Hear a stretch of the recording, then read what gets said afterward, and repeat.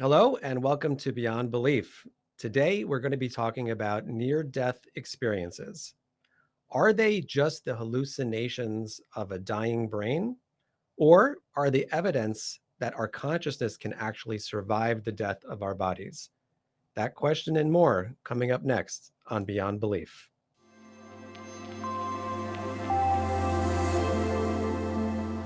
Hi, Dr. Long, and welcome to the show. It's a pleasure to have you here. I really appreciate the opportunity to be on your show. Thank you.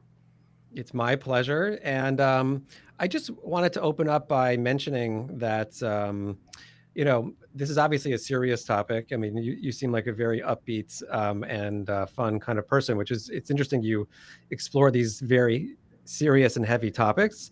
And so I'll start off with something, a little bit heavy, which is 4 years ago, I lost my father, unfortunately. And I ended up finding your website and reading an enormous amount about near death experiences, and I have to say that I found the accounts so compelling and in a certain way very comforting. And I really appreciate the fact that you've made it available for so many people, and it's so active and constantly updated, and I really recommend that people check it out. But I wanted to ask you, you're a radiation oncologist by profession, that's correct? That's correct. Um, so I assume that you have experienced multiple times watching people not make it on the operating table. And I assume also that people have shared their accounts with you firsthand. And I'm wondering if that's what generated your initial interest in this topic, and if there's any particular account that you first experienced that registered with you as significant. Sure. Yeah, Adam, great question. First of all, I'm sorry to hear about your father, but as you surmise, many, many years ago, decades ago, I was going through one of the leading medical journals in the world, Journal of the American Medical Association. Quite by accident, in the title was the phrase near death experience. And I was puzzled. Nothing in my medical training had taught me anything about what that might mean. I mean, you're either dead or you're not. And so, goodness, how could anyone not be interested in life after death or anything related to that? So, puzzled and intrigued, I read the whole article and was immediately fascinated. Here was a physician, a cardiologist, describing patients who'd had cardiac arrest, their heart stopped, and yet at that time described very accurate observations of ongoing earthly events, even while they were comatose and being resuscitated.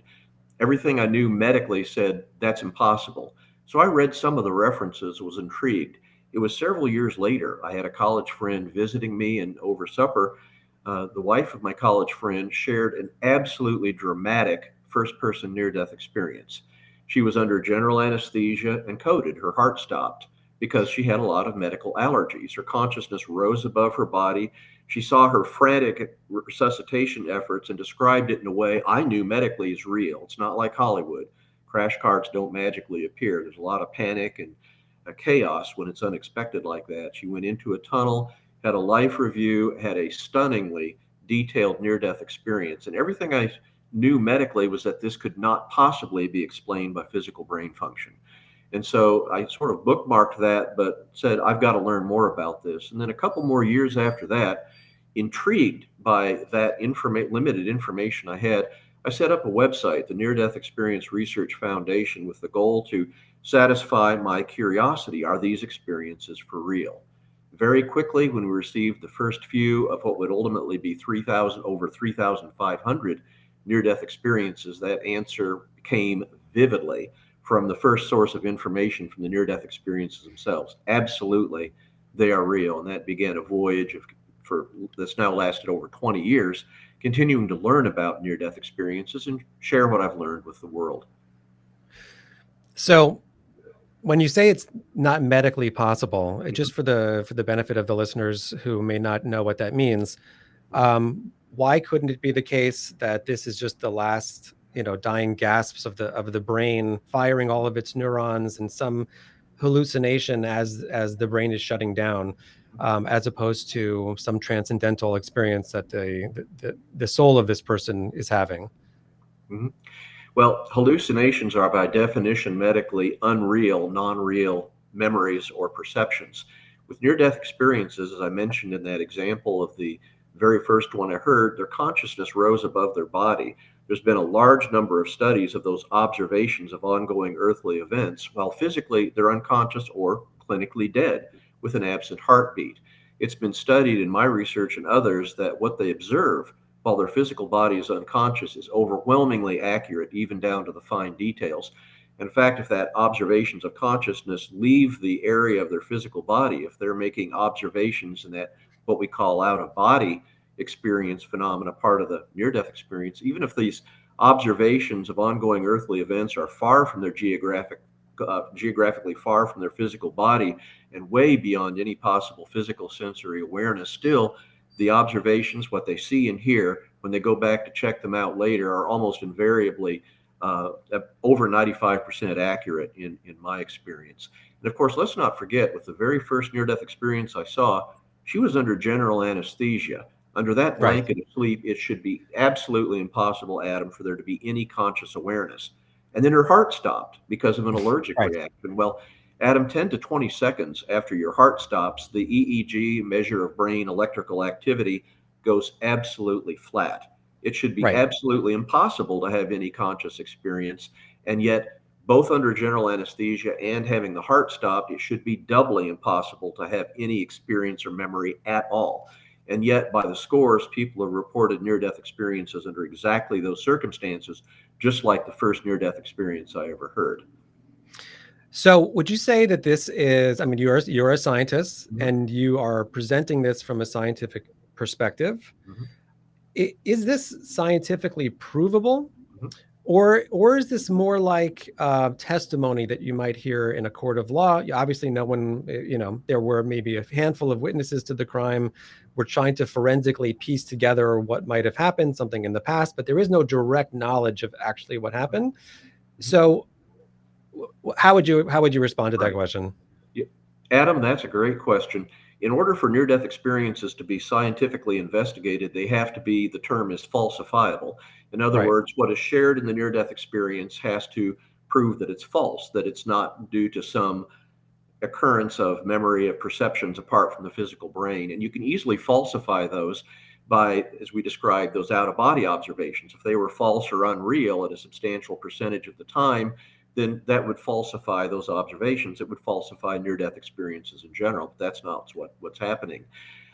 You can falsify them by having people, and we have an example of that, who's born totally blind, who had a highly visual near death experience. Now, if you had somebody born totally blind for whom vision is unknown and unknowable, and they have a near death experience, well, it would be falsifiable if none of these people, under such circumstances, report vision. And yet, that's not what we're observing. We actually have a series of people, either legally blind or severely impaired vision, that have crystal clear vision described during their near death experience, even if it's outside of their whole prior life experience. So these are just a couple examples of how you can falsify near death experiences. You can look for what occurs during it and say, well, that's false, that's consistent with a hallucinatory, unreal experience.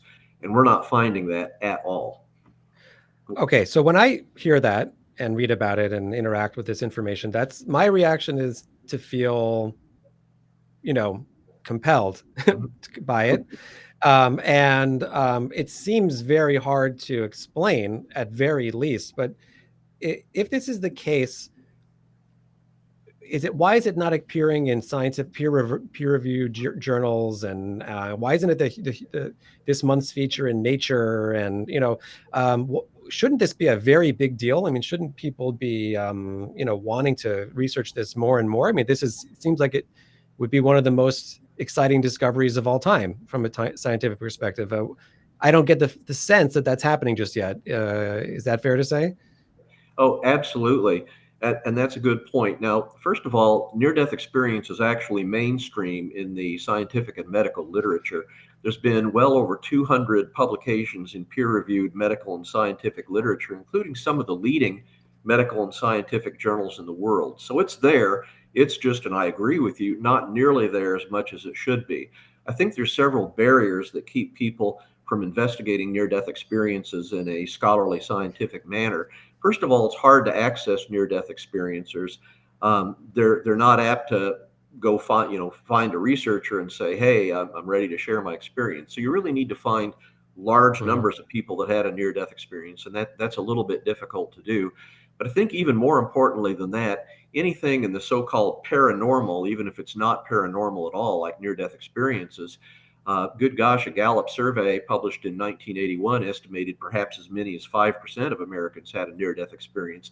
So they're not rare. They happen to people of all walks of life, physicians, scientists, uh, you name it. They're a very broad based experience. So, again, it's puzzling to me too why there isn't more research and interest in this, and something which has such dramatic implications for consciousness, for life after death, and literally meaning and purpose on earth, what's really important that we hear over and over in near death experiences. So, again, I think it's just that scientific taboo that keeps it from being studied more. And of course, one thing that drives scientific discoveries, unfortunately, is money.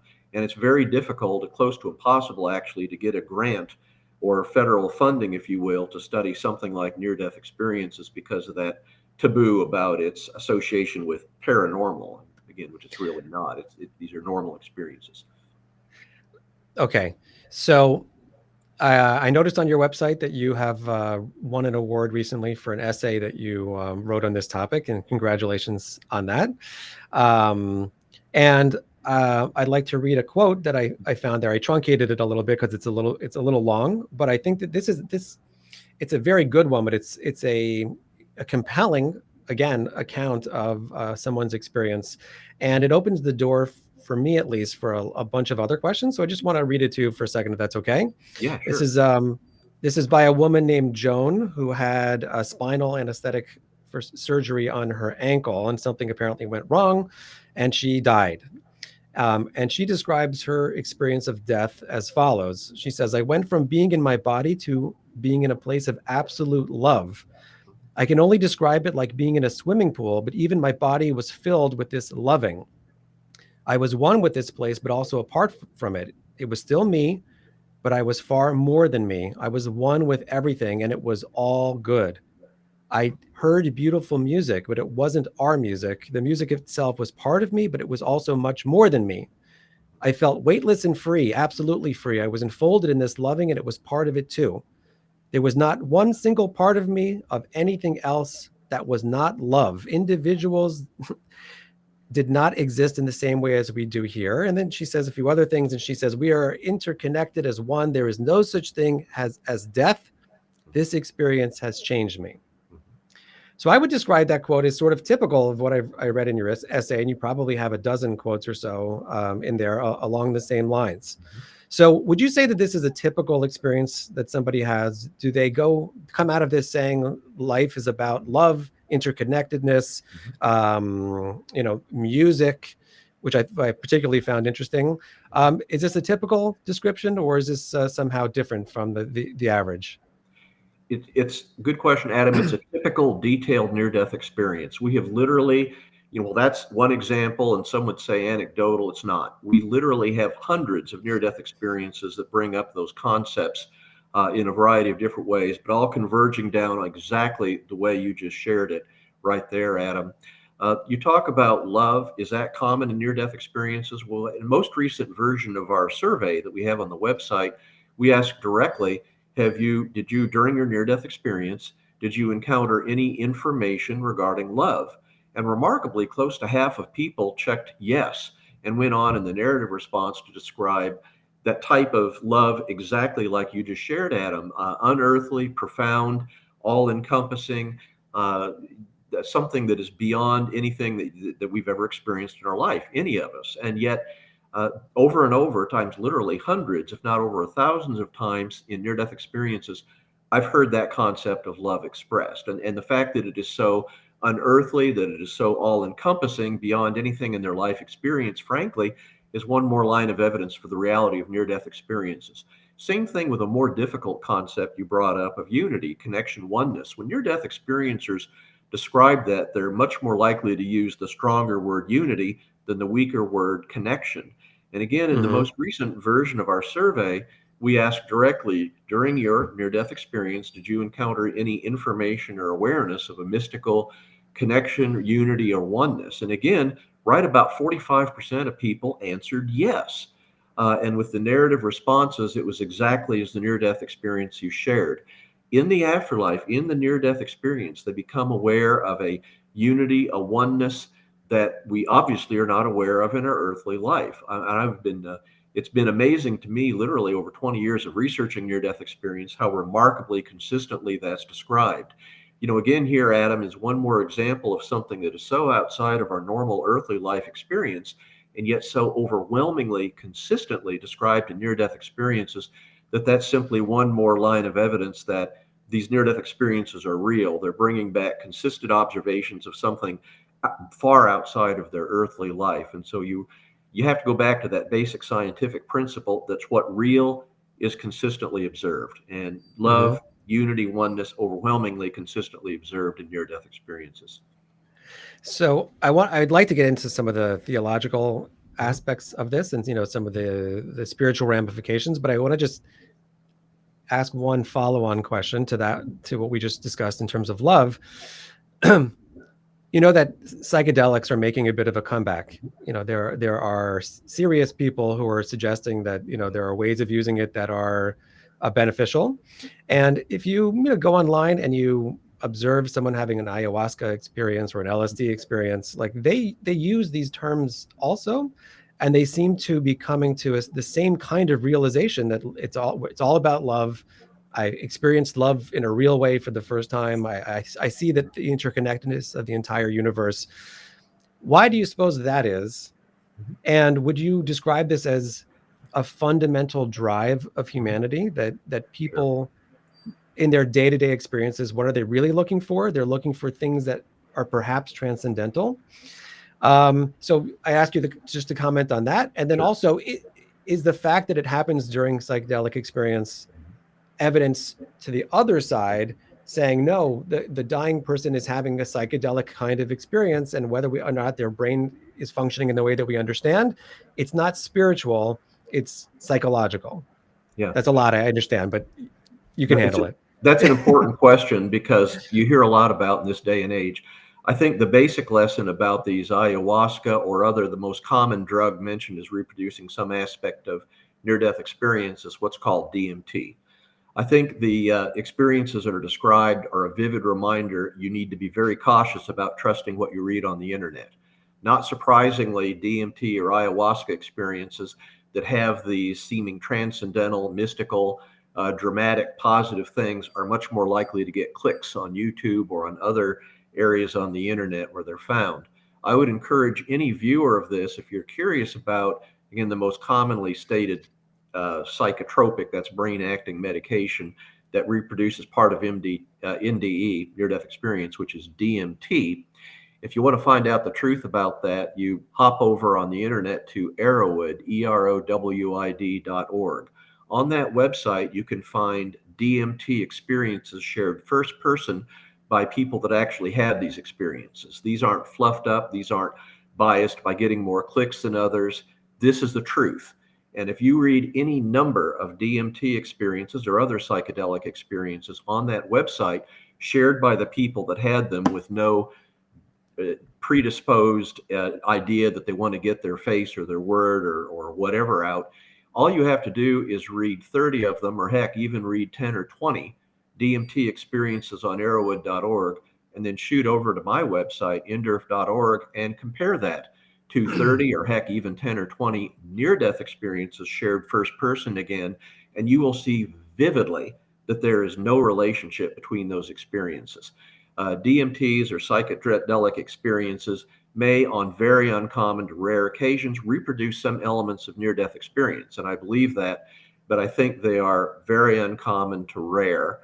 Certainly, if you read any number of first person DMT experiences, compare it to near death experiences, you can vividly see from your set by yourself that they are dramatically different experiences overall. Okay. Okay, and therefore you would say the answer is no. The near-death experiences don't really have anything to do with a hallucination, like we said Correct. originally, and nothing to do with a psychedelic aspect of the brain that's getting triggered in the last moments. Absolutely. And furthermore, if you read, as I have, these psychedelic induced experiences, first person shared experiences, you will see exactly what I've seen. You don't see any of those types of elements or characteristics of a near death experience that helps us to understand its reality. You almost never see what we call veridical perception in near death experiences, that out of body observations, what they see and hear of ongoing earthly events being real. That's very uncommon. You almost never have someone who's on a psychotropic medication or drug experience. If they're severely visually impaired, you almost never have them having clear vision. Of course, you never have people. Other sort of things that we've done with research with near-death experiences to validate the reality. Certainly, they're not clinically dead like people that have a near-death experience. They're not unconscious like people that have near-death experiences and still have lucid experiences. They don't have typically the other characteristics of near-death experiences: a trip to an unearthly realm where they encounter deceased loved ones, a life review. They may have that sense of overwhelming love that's fairly common, but I would submit it near-death experiences, it's far more common and far more unearthly. Again, there's really no substitute, Adam, to just read a large number of both types of experiences and decide for yourself. Okay, I've never done that, so that's in the plan going forward. Okay. But going back to the Yeah, concept Adam, of unity. Adam, I hate to break in, but actually on our website, we have actually issued a challenge to the world. Because of a common belief that DMT experiences reproduce some aspect of near-death experiences, we have posted on our website the DMT challenge. In other words, we encourage people to read a group of DMT experiences and a group of near-death experiences. And if anybody believes that these experiences are the same, please email us back. That's been up for, gosh, I don't know, 6, 9 months. And so far, absolutely zero people have emailed us and expressed the belief that they think that after reading first-person experiences of both types, that they're related. Okay, I'll check that out. Let's go back to the concept that we mentioned of unity. Mm-hmm. And I can't help but be struck by the fact that when I read about the hallmarks of the near-death experience, it certainly smacks of a monotheistic vision of what the afterlife is, especially the experience of a god, or some type of powerful supernatural force, and the love, as you mentioned, and many other aspects, in terms of a lack of fear, the meeting of previously deceased relatives. There's so many aspects of it. Would you say that it is more geared in your understanding towards a monotheistic worldview, or are there people who report two or more gods? Are there people who report seeing specific deities? What can you tell us about that? Sure. Great question. Now, certainly monotheism, for viewers, that means one God. And that means, as opposed to polytheism, which means multiple gods. Well, in near death experiences, virtually every time people describe a God or an ultimate spiritual being, they're using it in the singular. They seem to encounter one. So near death experience evidence does point to there being monotheistic belief. In other words, one God. Now, that's not hugely surprising because don't forget, in near-death experiences, they're typically, especially when they're aware of God or they're in that unearthly, if you will, heavenly realm, they have that sense of unity and oneness. So given that sense of oneness, it's not surprising that there are described multiple discarnate separate gods, just because what oneness, that concept seems to be overriding. Certainly, it's consistent with monotheism in that sense. It's very rare that we have people describe, what you will, multiple gods. Another important point is that when we have the narrative area where people describe an awareness or encounter of God, and by the way, around 45% of people that completed the most recent version of the survey, 834 near-death experiencers to be specific, that high a percentage of people were either aware of or actually encountered God, or the way I word the question, a supreme being.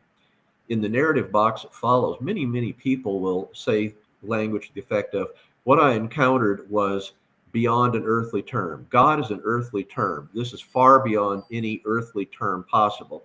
Earthly terms are limiting. God is the best term, and yet what I encountered is far beyond a description by a single word or words in the English language. So be aware that a lot of near-death experiencers describe that this being they encountered is, again, God is the best word, and yet it transcends English and literally any language on the planet in terms of how overwhelming, majestic uh, this entity was. There are multiple religions, even monotheistic ones, that describe a place of punishment or judgment, Mhm. um, whether it's temporary or permanent in some cases. And what I don't find in near death experience accounts is anything remotely like that. And I'm wondering, A, if you have heard anything along those lines. B, would you say that that is evidence against those concepts, even within monotheism? Mhm. And is there any other way of explaining it where you could preserve both concepts? Sure. Another great question, a very common question. Um, Encountering or being aware of hellish realms, if you will, or that hell is a broad word, but hell-like realms that have frightening, unearthly, hellish imagery are rare and near-death experiences. I mean, I've studied over 3,500 of them. That's how many have been shared with our website and posted back. And yet, when I look carefully with a fairly high bar of evidentiality to be sure we're talking about near death experiences and not some other thing like, I won't go into detail, but intensive care unit delirium is a common confounder for other researchers. So, with a very strict bar of evidentiality that this really is a near death experience and occurred during the near death experiences, I've only been able to find a little over 20 near death experiences that described or encountered a hellish realm. Of that approximately 20 experiences, about half of them simply became aware of a hellish realm. In other words, Hmm. they were passing through an unearthly, if you will, heavenly realm, and there was a very discrete, segregated, separate area that they were aware of was hell. And they were either knew that as they were going by, or they were told that by whatever spiritual being was with them. So that's part of it, and I think that observation is significant. It suggests that that hellish realm is segregated apart from, divided off from the rest of heavenly realms. When people say there's no hell that can exist in heavenly realms, they're literally correct based on those near death experience observations. Now, the other half of the people are actually impacted by and a part of, enter into that hellish realm, which are remarkably frightening. So, without going into a lot of graphic detail, that's hell. Now, my conclusion after reading a lot of these is, first of all, a lot of people in the hellish realm have the ability to say, please rescue me, and we'll call out to God, or just ask to be removed, and the great majority of the time they're then immediately taken out of that hellish realm. And I think that's significant. My best guess as to how hellish realms exist, when, as we discussed earlier, love seems to be fundamental in the afterlife and the entire universe, is very simple. And that is, in the afterlife, there's going to be the rare, mercifully rare, uh, spiritual entity that is so unable to let go of their evil, their resentment, their anger, their destructive uh, tendencies toward other spiritual beings, that they are, and in the afterlife, I might add, generally, your belief is you're known for who you are and everything and all you are immediately by all other beings. So you can Right. imagine how rough it would be for somebody to be that malevolent and be immediately known by all the beings in heaven. So my impression is that they literally have the ability to choose to be among other beings by themselves in a separate realm, because Hmm. paradoxically, that's their heaven. That's where they're the most comfortable. That's where an environment that is most consistent with their beliefs and values. So I believe, and this is also an expression of a very important concept in near-death experiences, that being the supremacy of free will. So I think just as Hmm. we have free will on earth, and that's described a lot in near-death experiences as a part of the wisdom, I think even in the afterlife, you have the free will choice to make one, or I would suspect a series of bad decisions, and find yourself in that hellish realm. But I also believe that, consistent with free will, even these malevolent beings there have the choice to leave that, let go of that environment, and return to their heavenly hosts. I'm not aware of any, Adam, of any near death experience researcher that believes that, based on near death experience wisdom, that there's a permanent involuntary hell. And I think that that helps explain how it can be consistent with an overwhelmingly loving God. Okay. I mean, that sounds all very familiar to me in terms of, my understanding of the spiritual dimension. Mhm. And so there's something validating about hearing it from this perspective, and fascinating. Um, so do you think that these accounts, given their brevity, Mhm. and it almost seems like these folks are like dipping their toe into this experience enough to have a report to bring back, and in some cases, an exchange of information, which seems inexplicable. Mhm. Um, but two questions: like, would you say that it's accurate? They didn't really go fully in. Like, there's often what's described as like a bridge, or some barrier you have to go past in order to like really be there. Mhm. Um, is Yeah, like, so like, would you say that these people like went up into the mud room of the hereafter, but never fully made it into the mansion, so to speak? Uh, I love that analogy of the mudroom. Yeah, and that's interesting, Adam. You are understanding, I think, some deeper wisdom in near-death experiences. What I understand about near-death experiences is that's absolutely correct. I think a loving co-created experience with near-death experiences, you can't be hearing, seeing, perceiving things that are so outside of any earthly existence that you've had that it would be confusing, that it wouldn't you wouldn't understand from, you wouldn't learn from it. So it has to be, you have to have what the equivalent is of vision there, which and communication, which, by the way, in near-death experiences is essentially always telepathic. It's not earthly, but at least there's communication analogous to Earth in that sense, and that perception. So, and you're right. There's often described a bridge or a chasm, and it's not at all uncommon in near-death experiences that what lies beyond that bridge, beyond that chasm, seems to be an overwhelmingly brighter light. They tend to feel an even more powerful sense of love emanating there. They tend to have that feeling of, gosh, I'd like to go there. So I think near-death experiences are, to some extent, allegorical of an even greater reality, which is even greater, more majestic, more awesome, beyond anything that we possibly can imagine from our prior earthly lives and sensors. So I think this all of this near-death experience and this consistent view of an afterlife is profoundly good news for all of humanity.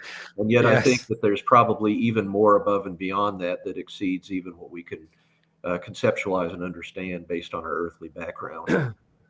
Um, do you have any speculation as to how it is that the religions of the world, hundreds, if not thousands of years ago, were writing and speaking about these matters without the benefit of resuscitation science, which has really grown, as I understand, in the last number of decades?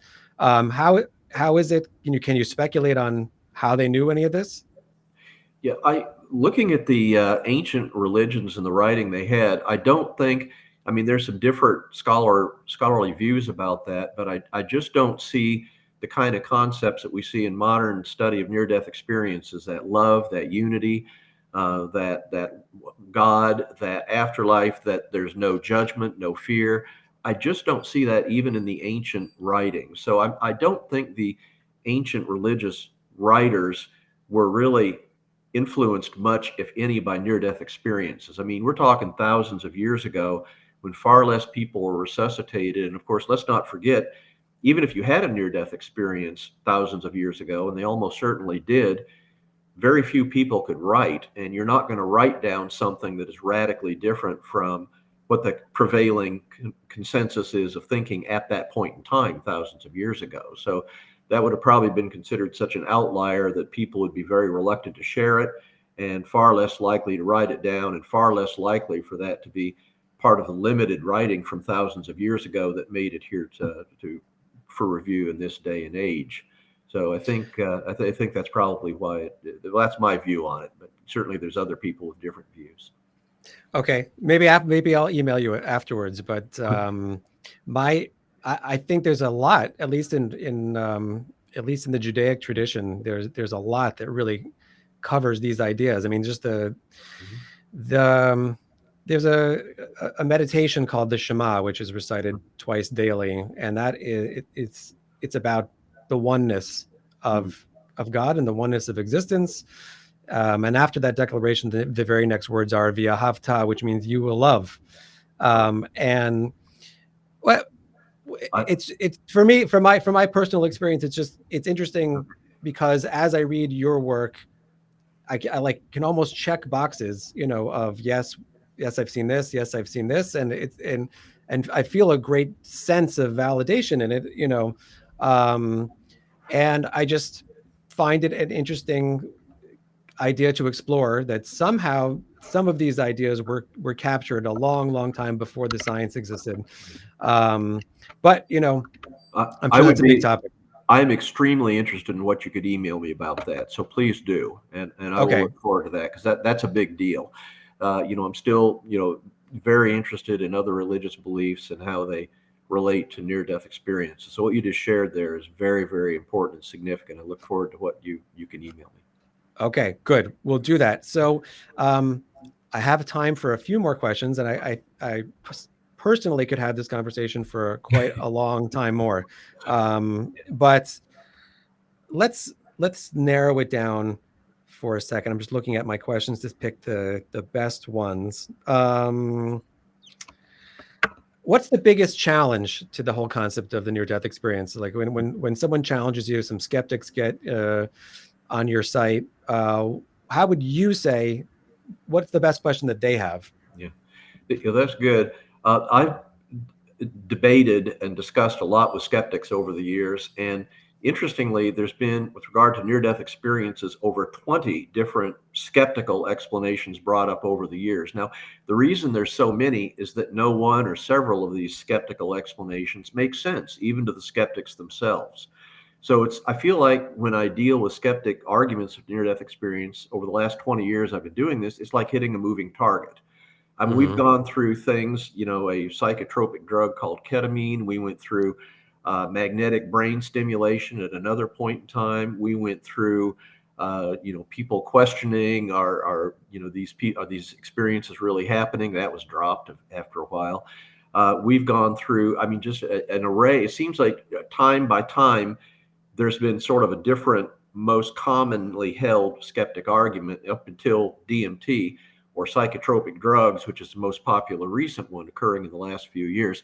I think one of the more, if you had to pick a skeptic argument, there was a major skeptic that published the concept that near-death experiences were fragments of memory from Hmm. entering into unconsciousness or returning from unconsciousness.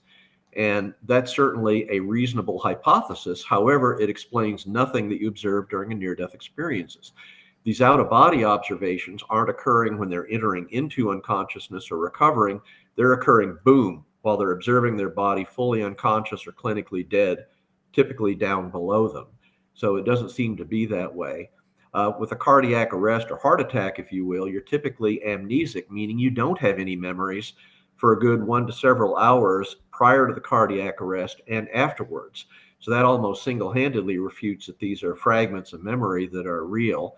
And that doesn't explain anything else you observe during near-death experiences, the overwhelming consistent flow of those elements, tunnel meeting deceased relatives, a life review, which is, by the way, uh, extremely accurate, even if they review events in their typically early life, toddler life, that they'd forgotten about. When they check with their parents, almost invariably what they saw in their life review was absolutely accurate to the finest detail, even if they forgot about it. Doesn't explain the blind, including blind from birth, having visual near-death experiences. And it darn sure doesn't explain why near-death experiences are consistent worldwide, Hmm. regardless of the individual's background, belief, or lack of belief. That all the overwhelming consistency that we see. So again, while that's the best, that's another sort of popular scholarly argument, it absolutely doesn't hold water when you look at the totality of evidence for the reality of near-death experience. That's pretty thorough, Pretty pretty good. convincing to me. Yeah. But two more questions, and Yeah, then we're sure. unfortunately out of time for today. Mhm. But um, what's the most compelling Yeah, account that you've heard? It could be recent, could be sure. from a long time ago. But if you just had to outline something that was stood out for you, well, what would it be? Sure. Good question, Adam. Many years ago, I interviewed Vicky. Vicky was born blind from birth. To her, vision was unknown and unknowable. For someone born totally blind, you literally cannot explain vision in terms of the remaining five senses. I know I tried with Vicky, it's impossible. So Vicky was involved in a bad car accident when she was in early 20s. And to respond to the obvious question, no, she was not driving. She was a singer in a bar. And Okay. unfortunately, an inebriated patron was trying to get her home, didn't make it, and crashed. But the first time Vicky saw her body, she had that out of body experience during her near death experience. She was above her body. Her initial emotion reaction was not wonder and awe and excitement, but fear. She was frightened because she'd never had visual perceptions and literally didn't know who was laying on the gurney in the emergency room below her. And it was only after she correlated her sense of long hair and, interestingly, a ring that her father had given her that she then recognized that was her down below. Vicky went on to have a stunningly detailed near death experience. She described what many near death experiencers describe, among other elements, some of which we've talked about today. But she had described what's called 360-degree vision. She was Hmm. simultaneously and immediately aware of visual ongoing events in front of her, behind her, up, down, right, left. So technically, it's spherical vision as opposed to the two-dimensional term 360-degree vision. And there's absolutely no way that she could have had that type of a near-death experience, stunning visual awareness, to her who in vision is totally unknowable. In fact, when I interviewed her, I said, well, you do know that the rest of us on Earth have what's called a pie shaped visual field because of the location of our eyes in the skull. And she laughed and literally didn't believe it because don't forget, in her entire life experience, vision was spherical, 360 degrees. And she literally couldn't believe, literally, or understand why Hmm. vision should be limited to a pie shaped visual field. So that really, in my relatively early days of research, stuck out as saying there's absolutely no way that that could be any other explanation other than a real event, exactly as she described it, a vision in somebody, a highly visual experience in somebody of whom vision is unknown and unknowable. So that really struck me vividly. That's wild, and fascinating again. Mhm. Um, Okay, my last question is many people in the accounts that I've read in your book and on your website describe themselves as having a transformed relationship with death. Yeah. Um, I'm curious for yourself. You know, I don't believe that you've had a near death experience yourself. No, I haven't. Okay. Has your interaction with all this material at this point transformed your feelings about death, either when contemplating your own or when, God forbid, something happens in your life? Has it changed you in that sense? Yeah. It has absolutely changed me dramatically. The evidence is so overwhelming that there's an afterlife, a wonderful afterlife, and it's for all of us, you, me, and every viewer here. So to see the evidence for that so overwhelmingly has absolutely transformed my view of my concern about my personal death.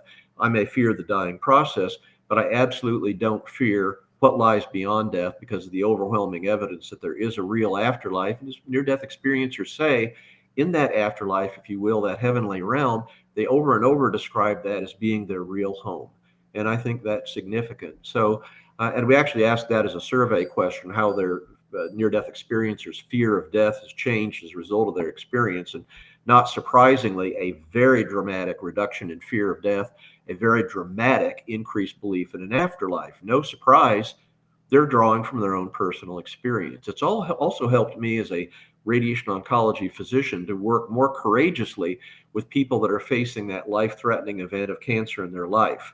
I certainly work. Many of our patients die, but ultimately, that's made me more courageous and more loving, more compassionate because I know I haven't failed. Nobody's failed if they die. they're going to go on living in that afterlife so vividly described in thousands of near death experiences. They'll be together again with their loved ones. And that is a profound message of hope and reassurance, not only to me, but to everybody who's ever been concerned about their own mortality or the mortality of those that they love. Great answer. And a fascinating conversation, as I knew it would be. And I really would like to thank you for your time and for being here today. I'd like to encourage anybody who sees this to check out the books of Dr. Jeffrey Long and his website, which we're going to post and links to it. And I hope that you will continue to do the great work that you're doing. It's having a very positive impact. So thank you so much. Oh, thank you so much. Great questions, great interview. Really appreciate it. Enjoy being here. Okay, so thank you. And once again, thank you for joining Beyond Belief. Please take a moment to subscribe to our channel and stay abreast of all the exciting stuff that we have going on. It's been a pleasure, and we'll see you next time. Thank you.